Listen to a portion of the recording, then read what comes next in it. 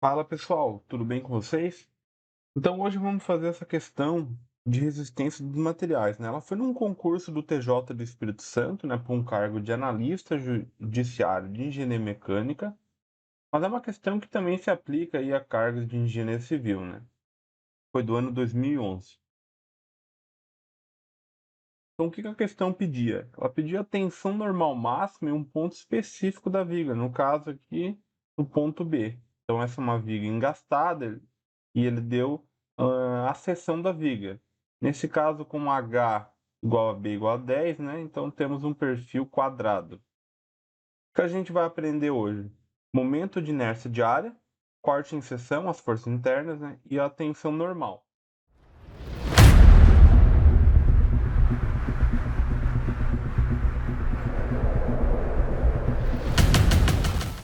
Então, para resolver esse problema, qual que é a ideia? O que é importante você pensar para poder tá dando início, né? Poder dar o start nesse tipo de resolução, né?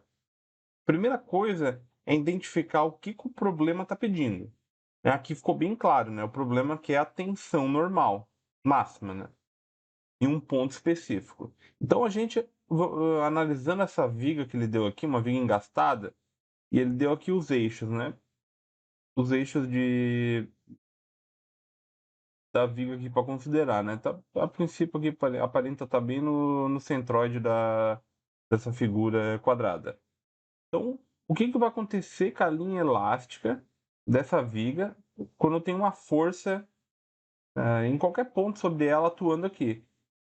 Ela vai tender a fazer esse movimento aqui a viga, concorda com isso? Então, vai haver uma deflexão, né, da viga nesse sentido. Isso vai ocasionar vai ocasionar internamente, né, momento fletor e forças internas.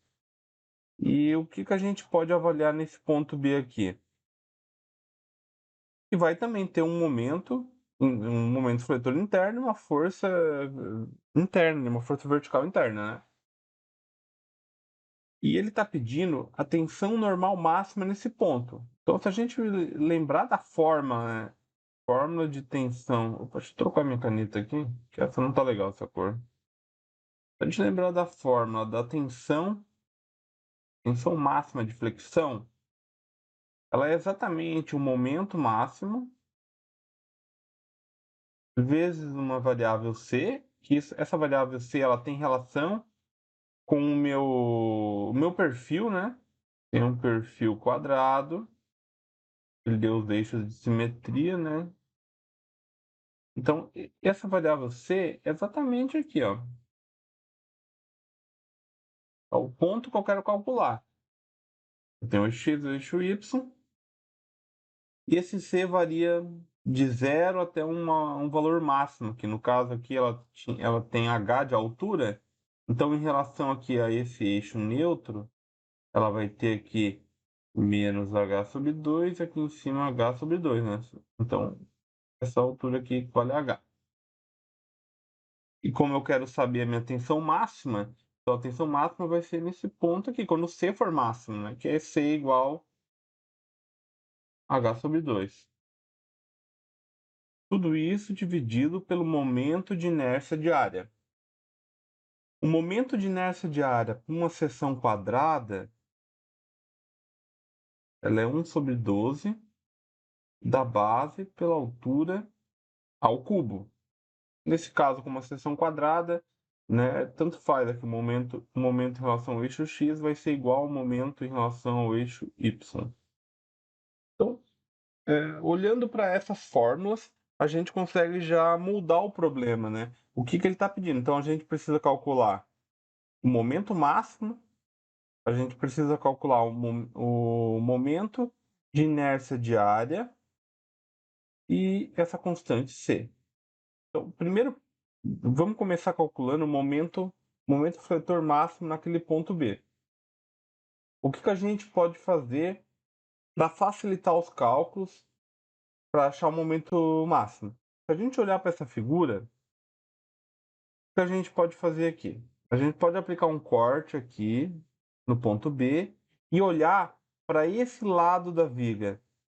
Por que que a gente vai olhar para esse lado da viga? Porque assim a gente não vai precisar calcular as reações no engaste, né? Porque aqui no engaste teria uma força normal, uma força vertical e um momento. Então a gente não precisa olhar para esse ponto aqui. A gente faz um corte, avalia esse lado da viga.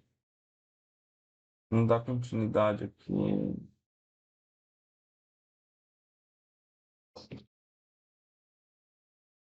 Essa imagem que a gente está representando é onde a gente fez o corte na seção, no ponto B. A extremidade da viga é o ponto D. Então, essa distância do ponto B até o ponto D, se a gente olhar na imagem, ele fala que aqui, ó, da viga, no caso, o ponto aqui, de fixação com a viga até o ponto B é 1 metro. E L equivale a 10 metros. Então, a distância do ponto B até D é o total, que é 10 menos essa distância de 1 metro. Vai dar 9 metros. Essa distância aqui é de 9 metros. Eu tenho a carga P, que é igual a 10 kN. A distância do ponto B até a carga de 10 kN, vamos ver aqui no problema o que ele fala. Ele fala que o ponto P está sendo aplicado aqui, ó, na seção média. Então, na seção média está exatamente no meio dessa viga de 10 metros, né? 5, então ela está na posição. Então, essa distância aqui, ó, do ponto da aplicação da carga até a extremidade é igual a 5 metros, né? Está na seção média. E 5 metros menos a distância de 1 metro, que vai dar 4 metros. 4 metros é essa distância aqui, ó, do ponto B até o ponto C, né? Local de aplicação da carga. Então, essa distância do ponto B até esse ponto C é igual a 4 metros. Em relação às forças internas que estão atuando nessa seção, se eu fosse seguir a nomenclatura lá, nomenclatura não, né? A recomendação do livro do Hibbeler, é um livro de resistência dos materiais, tanto a 7ª edição, eu uso essa edição, mas porém tem a edição mais atual, acho que, se não me engano, é a 10ª edição. Ele tem uma recomendação lá, quando tem uma viga, tá, sei lá, ela pode ter uma carga distribuída, uma carga concentrada, aqui é só fim de exemplificação, né? Eu faço um corte nela. Se eu olhar esse lado da viga, eu estou olhando esse lado de cada viga, né? De onde eu fiz o corte. O carregamento distribuído, que eu cortei ele. Vai aparecer aqui uma força vertical nesse sentido e um momento fletor nesse sentido. Isso é uma recomendação, tá? Lembrando que é uma recomendação. Você pode adotar outro sentido no fim, após a aplicação da somatória de força, em momento, tem que encontrar a força importante, o momento fletor, no mesmo sentido, tá? Essa é só uma recomendação do autor. E no outro sentido, no momento que eu olhar essa parte da viga, vai aparecer no sentido oposto, né? Uma força vertical e um momento fletor horário, nesse caso. Então, olhando para esse problema aqui, eu não vou adotar esse sentido aqui do Hibbeler, porque se eu verificar as condições do meu problema, eu tenho uma força vertical nesse sentido aqui, né? Apontando nesse sentido, para baixo. Então, para ter o equilíbrio, né, com as reações internas, eu preciso de uma força vertical nesse sentido. E essa força de 10 kN em relação a esse ponto B, ela está aplicando um momento nesse sentido. Ó. Eu tenho um momento girando no sentido horário. Logo, a minha reação interna tem que ser um momento no sentido anti-horário, para ter o equilíbrio interno. Se a gente lembrar ali da fórmula da tensão era igual ao momento vezes uma constante C pelo momento de inércia diária, né? Que é um momento fletor. momento fletor. Então, a força cortante, nessa situação, não vai me interessar, eu preciso calcular só o momento fletor. O que eu vou fazer? Eu vou aplicar um somatório de momentos nesse ponto B. Assim, eu elimino a ação dessa força vertical, não tenho necessidade de estar calculando ela nesse problema. Logo, um somatório de momentos no ponto B vai ser igual a zero, né? Então, quais são as forças, quais são os momentos que estão sendo atuados em relação ao ponto B? Antes eu vou adotar um sentido, né? Vou adotar esse sentido anti-horário como positivo, ou seja, tudo que causar uma rotação no sentido oposto a esse que eu adotei vai ter o sinal negativo. Logo, eu tenho M, sinal de menos, porque o momento gerado por essa força de 10 kN está no sentido horário, oposto do que eu adotei como positivo. Então, vou ter menos 10 kN vezes o braço de alavanca, a distância da minha força até o ponto de giro, né? No caso é o ponto B, então a distância é 4 metros. Eu tenho 10 vezes 4 igual a zero. Isolando, eu vou ter o momento fletor máximo igual a 40 kN. Vou melhorar essa letra aqui. 40 kN. Eu já tenho o momento. O C, a gente falou anteriormente, ele era H sobre 2. Quem é H? H era igual a 10 centímetros, né? Porém, eu vou trabalhar tudo em metros, tá? Então, H igual a 0,1 dividido por 2. C igual a 0,05 metros. Então, o que está faltando calcular é o momento de inércia diária. Então, o momento de inércia diária era 1 sobre 12, pH ao cubo. Ou melhor, nesse caso, como eu tenho um perfil quadrado, meu momento de inércia vai ser eu vou chamar de lado, né? 1 sobre 12 lado na quarta, porque a base e a altura são iguais, então vou chamar da mesma letra, é comum vocês encontrar dessa forma em algumas questões. Ah, professor, eu não lembro como é que eu chego nessa fórmula aí. Para isso tem ser parte de integrais, né? Para deduzir essa fórmula é bem rapidinho de fazer essa dedução. Eu recomendo praticar bastante esse tipo de situação. Ou se você tiver facilidade em gravar fórmulas, essas questões de momento de inércia diária para retangular, quadrado, circular, que são os mais comuns e mais cobrados, também é fácil de gravar. Mas vamos fazer bem rapidinho essa dedução. Aí quem já tiver safo nisso pode estar passando o vídeo para frente aí. Vou tentar ser o mais breve e rápido possível. Eu tenho um perfil, tem um perfil quadrado. Eu tenho uma base, uma altura.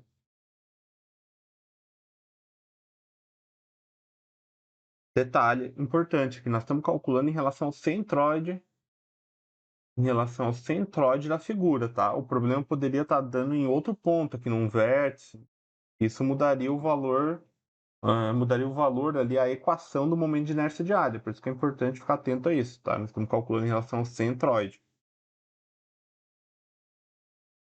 Então, para essa situação, o meu Ix, como é que é a fórmula integral do momento de inércia diária? É a integral na área é um elemento y ao quadrado que multiplica um elemento de área dA.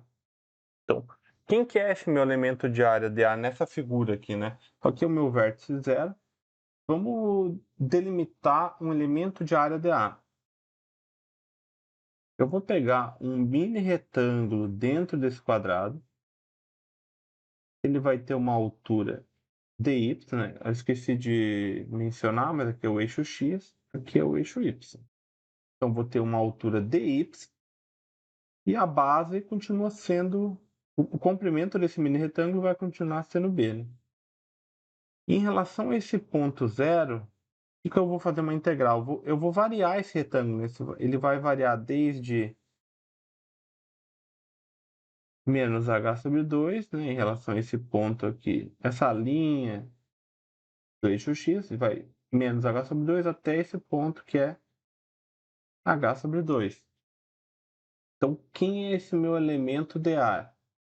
O elemento dA é um elemento de área. Então, eu tenho aqui a minha base B vezes a minha altura dy. Esse é o meu elemento de área. Então, vamos montar a integral aqui. Eu tenho a integral de x, né, eu estou calculando aqui em relação ao eixo x, mas se eu calcular em relação ao eixo y, tem que ser igual a x, porque os lados são iguais. Vai ser integral. Os limites de integração vai ser de menos h sobre 2 até h sobre 2. Isso é o que o eixo y está variando, né, em relação à origem que eu estou calculando. Ele vai de menos h sobre 2 até h sobre 2. Aqui eu mantenho y², multiplico o meu elemento de área dA. Quem é o meu elemento de área dA? É base vezes um dy. Então, resolvendo essa integral, uma integral bem simples, né, vai ser y ao cubo sobre 3 multiplica base, não pode esquecer de aplicar os limites de integração, menos h sobre 2, h sobre 2. Logo, vou ter meu x igual a... Vou aplicar direto aqui os limites. Eu vou ter h sobre 2 ao cubo, sobre 3, que multiplica a base, menos... Vou ter menos h sobre 2 ao cubo, sobre 3, que multiplica a base. Meu x é igual. Aqui eu vou ter h ao cubo sobre 2 ao cubo dá 8, e vezes a base dividido por 3. Menos. Detalhe, esse menos, aqui dentro eu vou ter menos h ao cubo. Menos h ao cubo dá menos h ao cubo. Então esse menos com esse menos aqui vai ficar mais aqui. H ao cubo sobre 8 da base sobre 3. Somando esses dois termos, eu vou encontrar exatamente 1 sobre 12 base vezes h ao cubo. Ou melhor, como é um quadrado, os lados são iguais. 1 sobre 12 de lado na quarta. Exatamente na fórmula que a gente mencionou anteriormente. Então, voltando aqui, vamos calcular esse valor do momento de inércia de área. É 1 sobre 12 que multiplica o lado, é esse valor que a gente anotou aqui anteriormente, que é a altura, ou tanto faz a base, é a mesma medida, 0,1 elevado na quarta. O valor do meu momento de inércia vai ser igual a 8,33 vezes 10 elevado a menos 6 metros na quarta. Agora é só a gente aplicar na fórmula da tensão, né? A tensão máxima, que é igual ao meu momento máximo, multiplico o meu constante C sobre o momento de inércia de área. Logo, meu momento máximo a gente encontrou 40 kN, 40 vezes 10 na 3. Isso tudo vezes o meu valor na minha altura C, que é 0,05, dividido pelo meu momento de inércia de área, 8,33, 10 a menos 6. Fazendo esse cálculo, eu vou encontrar uma tensão máxima igual a 2,401 10 na 8 Pascal. Porém, o problema não traz as respostas nesse formato, né? 10 na 5 Pascal, 10 na 3, 10 na 7. Se a gente for vendo o problema aqui, ó, ele trata tudo como sendo megapascal. Pascal, megapascal, megapascal. Então vamos ter que transformar para megapascal. Ou seja, eu tenho que tirar 10 elevado na 2 aqui. Porque se eu tirar 10 elevado na 2, eu vou ficar com 10 na 6 Pascal, que é igual a megapascal. Então, se eu tirar 10 na 2, é a mesma coisa que eu multiplicar isso aqui por 100. Então, eu vou ficar com 2,401 vezes 100. Vai dar 240,1 megapascal. Logo, a gente encontrou o gabarito letra B. Bom, foi isso aí a aula de hoje, pessoal. Agradeço aí a todos que que deram o like. Não esqueça, quem não deu, dá o like, seguir o canal e compartilhar o vídeo aí com os colegas. Então, um grande abraço, bom estudo a todos e até o próximo vídeo. Fui!